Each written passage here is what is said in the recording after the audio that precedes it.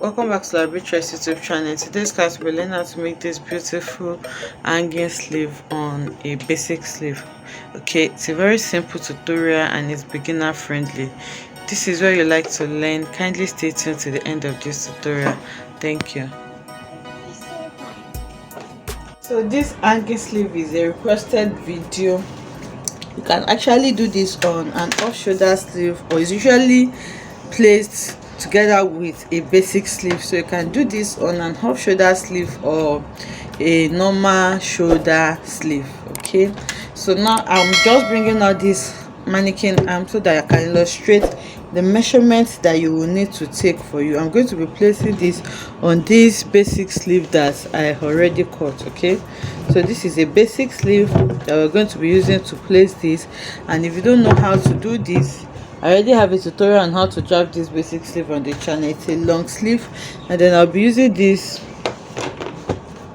polish cotton fabric for my, you can actually use a dollface or any fabric that is lush or shiny. I feel it will come out better, but I have this polished fabric and that's what I'll be using for my hanging sleeve. And then for the padding, I'll be using a gum stay. But if you want it to hang really well, you can use maybe a peplum stay, a collar stay, or anything that is just strong enough to help give this sleeve a structure. But for this tutorial, I'm just going to be using a regular gum stay on this fabric. Okay, so I'm going to place aside this sleeve now. So the measurement that you need for your drape is firstly the length of the drape. That's how long you want it to be. Okay, so for me, from here you can see I'm measuring it. I want it to be around, maybe, remember this drape does not get to this upper part of the sleeve, is on the side here around this area. That's where it's going to be. So that's why I'm placing my chepro here. So I want it to be around maybe 4 inches long. That's the total length I want for my drape. So now, depending on, it can be 5 inches, it can be 3 inches, any one you want, but I think I'll be using 4 inches for this. So that measurement is important, the length of your drape, and then the width of your drape, how wide it's going to be. Remember, it's usually placed around the bicep area, which is the fullest part of your arm. So whatever it is that you are doing should be more than this bicep measurement, so that the drape can stand out and extend. So it has to be more elongated than the measurement that you have for your bicep. So now you also need to know the width of your drape. You also need to take the measurement of this bicep, and for me this is around 9 inches. That's the fullest part of the sleeve. So you need that two measurement. The length of drape that I want to work with is 4 inches, and the bicep, that's the width I'm working with, is 9 inches. So now this is totally up to you, depending on how full and long your drape you want your drape to be. You're going to be folding your fabric. So for me, the length of drape, you can actually multiply it by 2 or 3, depending on, because you're going to be adding pleats or gathers. So depending on how much pleats or gathers you want, you multiply by 2 or 3. But I don't want it too much, so I think I'll multiply by 2 inches or 2.5. Remember, I took 4 inches for my length, so if I'm multiplying by 2 inches, that's going to give me 8 inches. By multiplying by 3, that's going to give me 3 is going to give me around 12 inches. That's 4 times 3, so I can just use maybe 10 inches, or I can use the 12 inches also, depending on what I want. So if I'm multiplying by 3, I'll use 12 inches. And the 12 inches, now I'm putting my fabric on fold, as you can see. So if I'm measuring it on fold, that's going to be 6 inches. So that by the time, that's including the allowance, I'm not adding extra allowance to it. So including the allowance, I'm using 6 inches for this. 6 inches on fold, which means it's going to be 12 inches by the time I open it out. So that's the length of my fold.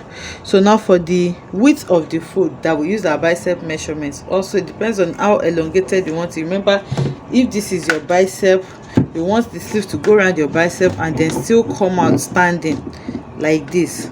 Okay, so now this depends on how elongated you want it to be again. So you can divide what you have as your bicep measurement by 2 or 3. So I have 9 inches, sorry, for my bicep measurement.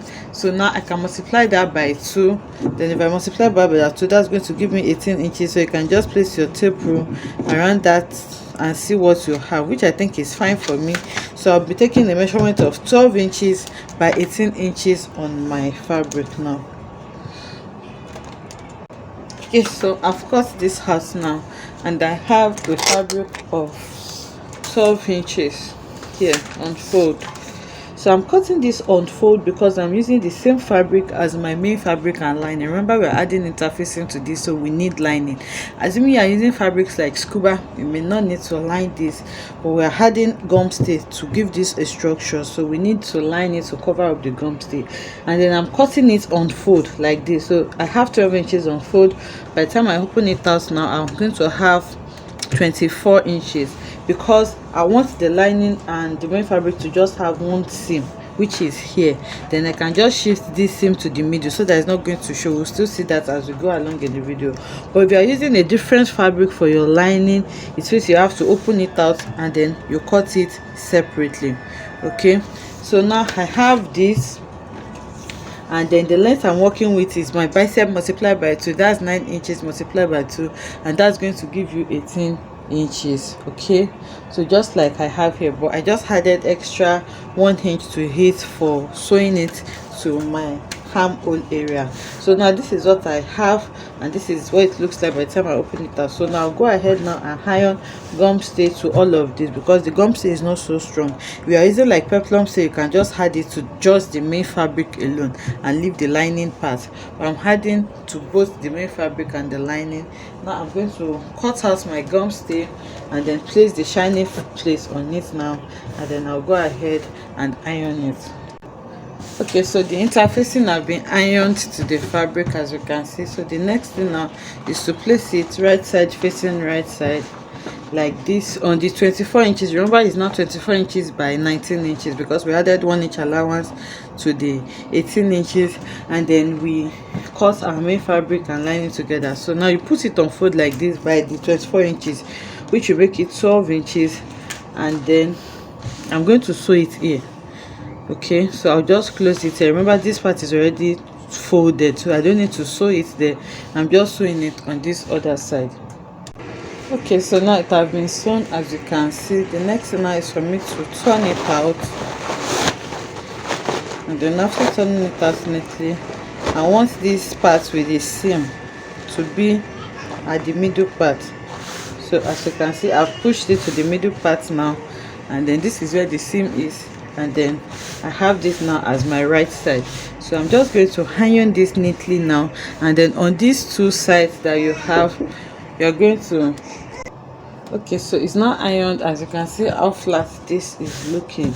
So now the next thing now is to gather or pleat these two edges back to the 4 inches that we started with. Remember when we measured the length of our drape, we want it to be 4 inches. So you can just pleat it now like this back to 4 inches that we originally started with. So as you are pleating, you just use your tape rule to check the measurement that you have.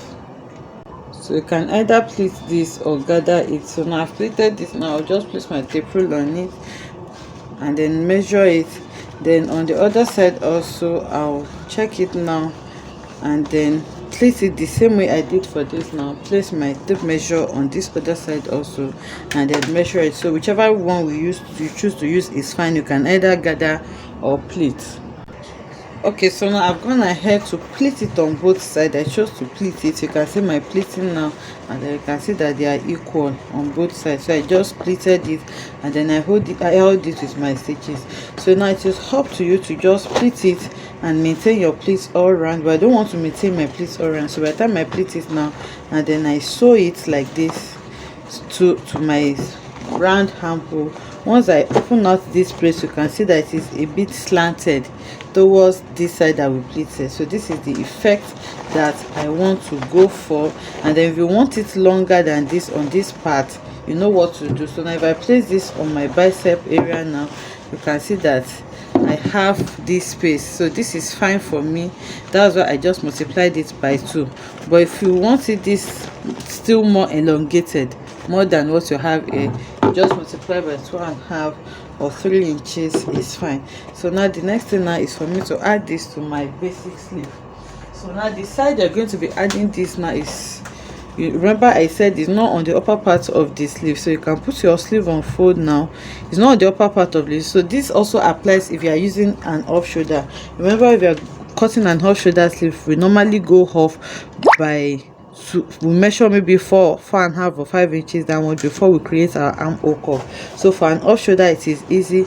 You just add this sleeve to the armhole curve area like this on both sides. So you had the first one like this, and then you take it now and add the second one on this part, so that by the time you join your sleeve, your basic sleeve will be in between, and then your hanging sleeve is going to be like this. So the same thing applies to this also. We are not going to be adding it to the head of the sleeve here, we are just going to be adding it to the underarm area. So now I'm going to just pin this to my underarm area, then I'll take it to my sewing machine to sew them together. So now this is just me pinning it. You have to exclude your seam allowance that you're going to use to sew in your sleeve. So I'm pinning this to this sleeve on this side, and then I'll go over to the next one to the other side also, and then I'm going to do the same thing. I'll pin in the sleeve. So after pinning it, I'll sew it down. Then I'm going to take my sleeves together by the armhole now, by the seam allowance on the side, and then I'll close up the seam. Then I'll take it to the mannequin so that we'll see what it looks like. Okay, so now I've gone ahead to sew this to it now, and then I sew it on the under area of the sleeve. So all this open part is going to be sewn to the armhole of your dress. So you sew it to the armhole if you are to be adding this to a dress or a blouse.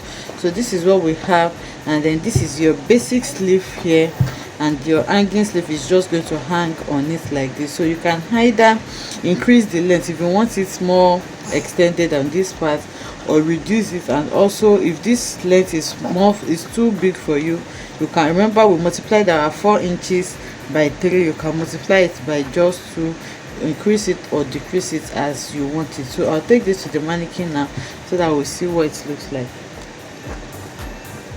Okay, so this is what the sleeve is looking like. You can see the hanging part does not get to the end of the sleeve, and like I said, you just need to sew it around the armhole of your dress.